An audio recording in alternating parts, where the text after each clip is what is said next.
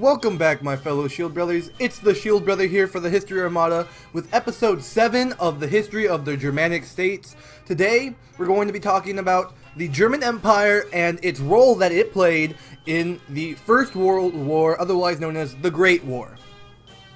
So, during World War I, the German Empire was one of the central powers that ended up losing the war. It began participation in this conflict after the declaration of war against Serbia by its ally, Austria-Hungary. German forces fought the Allies on both the Eastern Front and the Western Fronts, although German territory itself remained relatively safe from widespread invasion for most of the war. Except for a brief period in 1914 when East Prussia was invaded. A tight blockade was imposed by the Royal Navy, which caused severe food shortages in the cities, especially in the winter of 1916 to 1917, also known as the Turnip Winter. At the end of the war, Germany's defeat and widespread popular discontent triggered the German Revolution of 1918-1919, which overthrew the monarchy and established the very weak Weimar Republic. So let's start with talking about the actual beginning of the First World War. So, the outbreak of war. The German population responded to the outbreak of war in 1914 with a complex mix of emotions in a similar way to the populations in other countries of Europe responded to them. Notions of overt enthusiasm, known as the spirit of 1914, had been challenged by more recent scholarship and scholarly ideas. The German government, dominated by the Junkers, thought of the war as a way to end Germany's dispute with its rivals France, Russia, and Britain.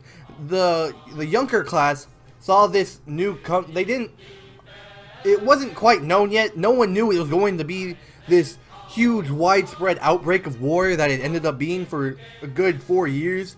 But so they just saw it of maybe another, Franco-Prussian War, another Austrian-Prussian War. It's another way to get rid of Germany's rivals, which was not the case in this war.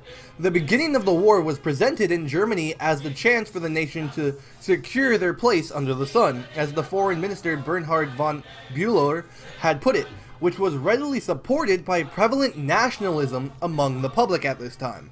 The Kaiser and the German establishment hoped the war would unite the public behind the monarchy and lessen the threat posed by a dramatic growth of the Social Democrat Party, which wanted to overthrow the monarchy. And this Social Democrat Party had been the most vocal critic of the Kaiser in the Reichstag before the war. Despite its membership in the Second International, the Social Democratic Party of Germany ended its differences with the imperial government and abandoned its principles of internationalism to support the war effort within Germany. It soon became apparent that Germany was not prepared for a war lasting more than a few months. At first, little was done to regulate the economy for a wartime footing, and the German war economy would remain badly unorganized throughout the war.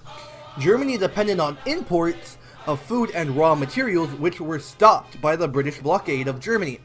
Food prices were first limited, then rationing was introduced, and then in 1915, 5 million pigs were massacred in the so-called Schutzflurmord, which to both make food and preserve grain.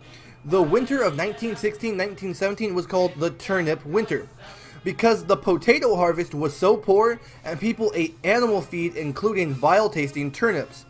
During the war from August 1914 to mid-1919, the excess deaths over peacetime caused by malnutrition and high rates of exhaustion and disease and despair came to about 474,000 civilians dying because of the unorganized German food and economy.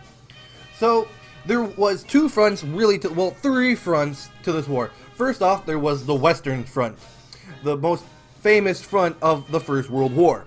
In the West, Germany sought a quick victory by encircling Paris using the Schlieffen Plan, and it failed due to Belgian resistance. Also, This plan had been written up years ahead of its actual use, so the military strength and actual layout of the land had changed greatly before its usage, and when they actually tried to use the Schlieffen Plan, it did not work, especially due to Berlin's diversion of troops and a very stiff French resistance in the Marne, north of Paris.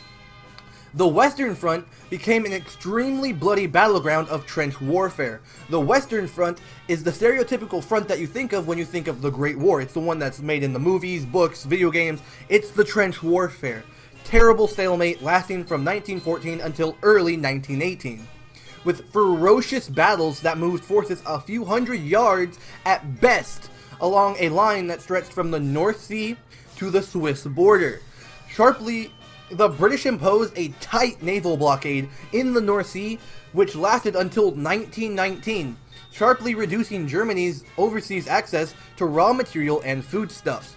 Food scarcity became a serious problem by 1917, as I said, with 474,000 German citizens dying of this.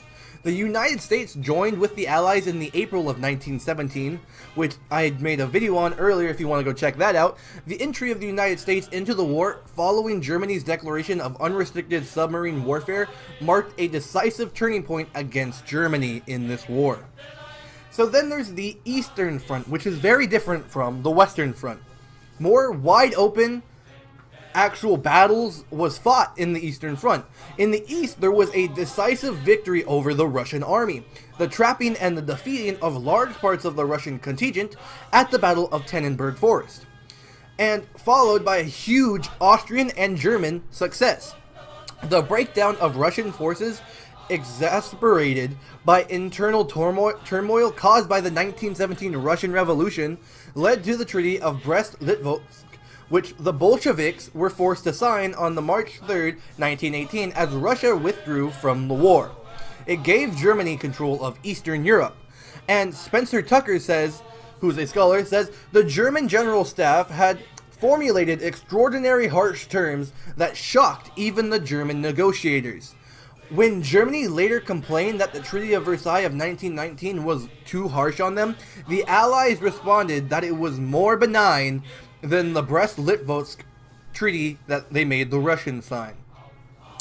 And in 1918, by defeating the Russians in the Eastern Front in 1917, Germany was able to bring hundreds of thousands of combat troops from the East to the Western Front, giving it a numerical advantage over the greatly depleted Allies.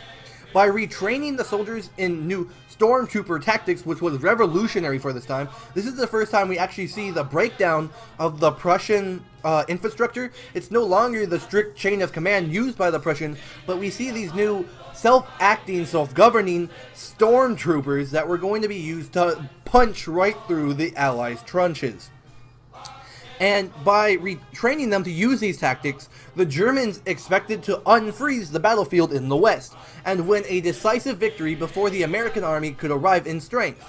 However, the spring offensives all failed, although in different amounts, because their spring offensives were very effective, they just failed with what their goal was.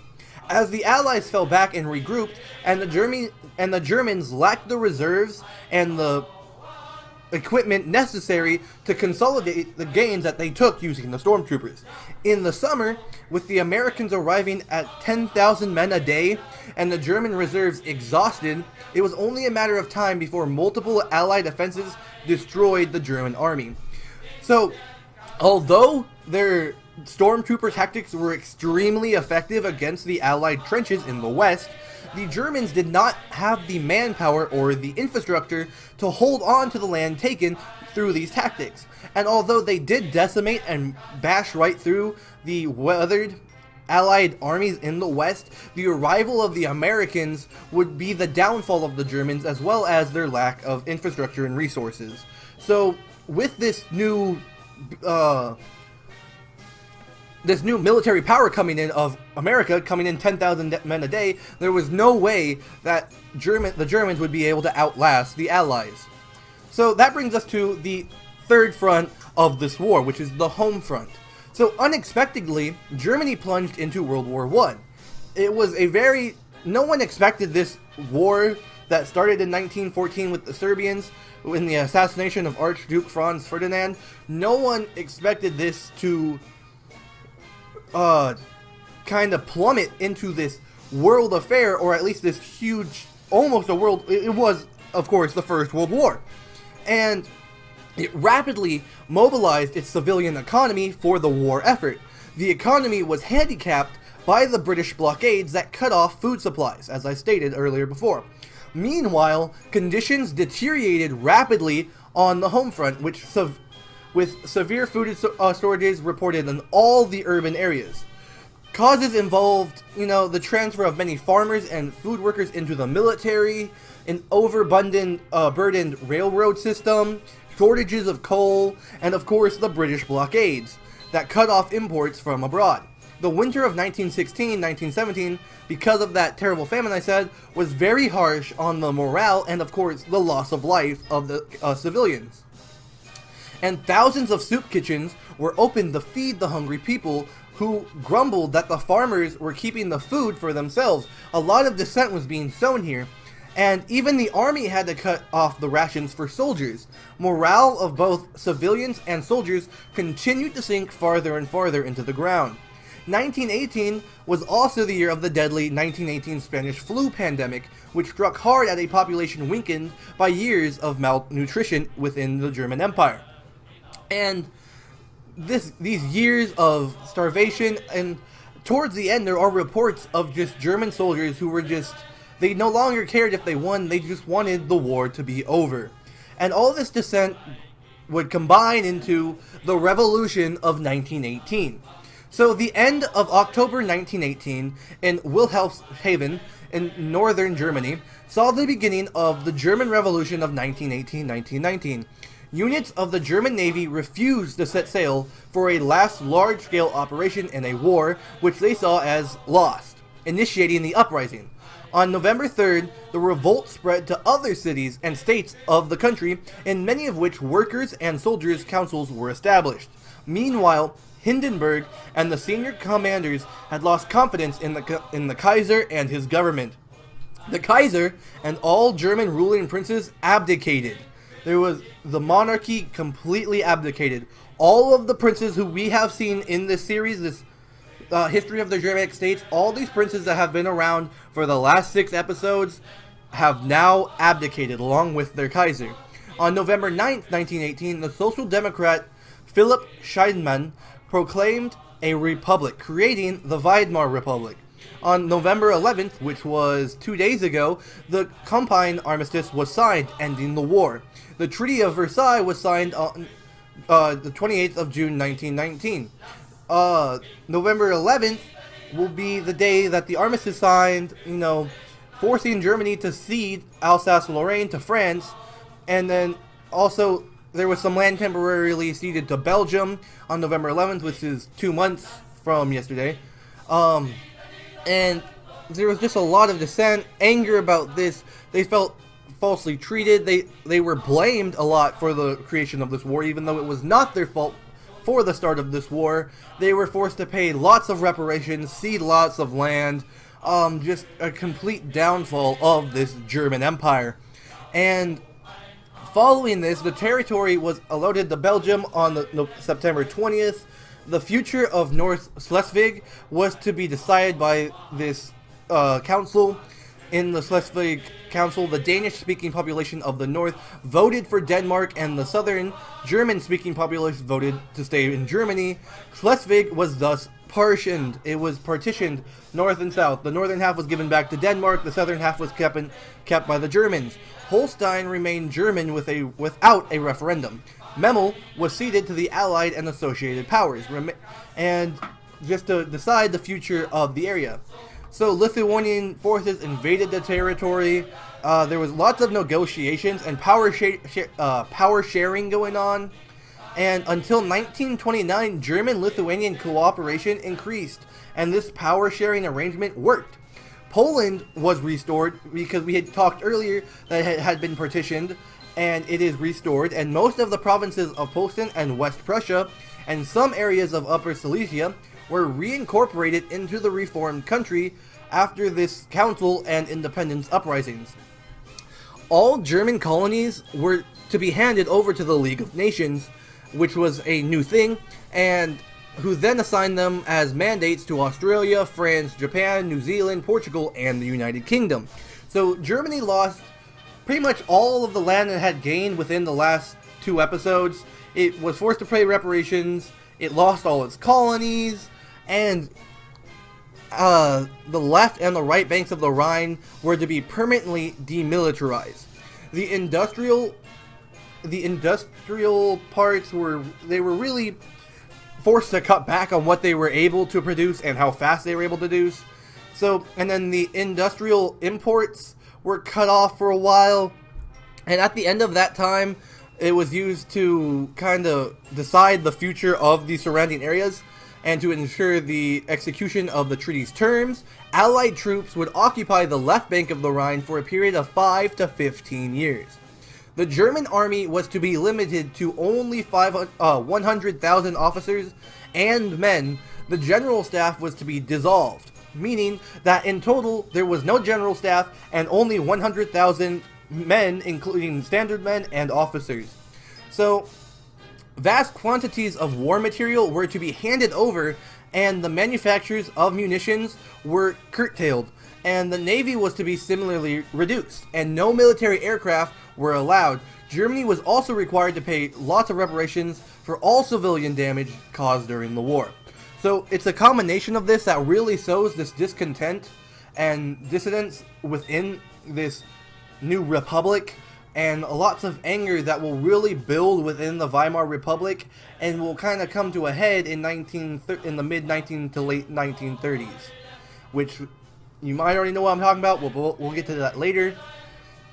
And so this is, on your left, the Weimar Republic, and a lot of this is going to be ceded, as I said, etc. Poland's recreated, all that good stuff.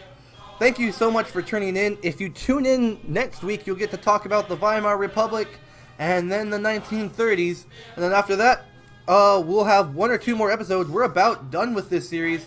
This has been the Shield Brothers for the History Armada with the history of the Germanic States. I hope you enjoyed. If you did, go ahead and leave me a like. If you did not, leave me a dislike and let me know how I can improve. And as always, I'll catch y'all next time.